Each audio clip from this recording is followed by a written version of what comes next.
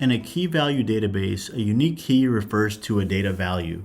For example, the key 23 can refer to basketball player Michael Jordan.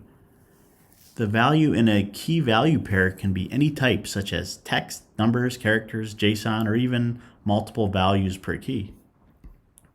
Key-value pair databases have a few queries, such as put, which sets the value to an index key, get, which gets the value of the key, multiGet, which gets the value of keys 1 through n, and delete, which deletes the value of the key.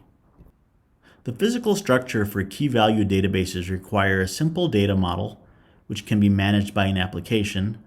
It also requires data access from the key, so the GET query specifies the key to access the value data.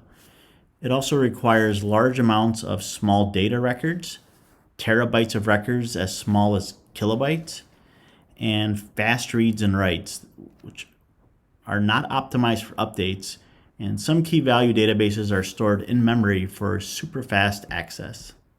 Key-value databases' physical requirements are sharding. You need to be able to shard data, which means a horizontal partition across thousands of machines, if needed.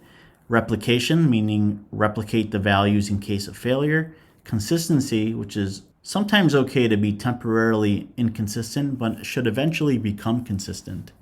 And also hashing, where keys are typically a hash index and values are stored in hash buckets. This table shows the most popular key-value databases. So there's Redis, released in the year 2009, and it's open source. You can use it with numerous languages, and it's typically used for caching, queuing, filtering, and statistics.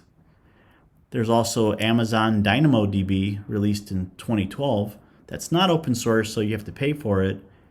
The query language is DQL, and it's typically used for gaming, retail, financial, and streaming media, kind of like Netflix. And there's also Oracle NoSQL, released in 2011. That's open source. The query language is Java, and its use cases are real-time big data catalogs, mobile apps, Internet of Things, and digital communication.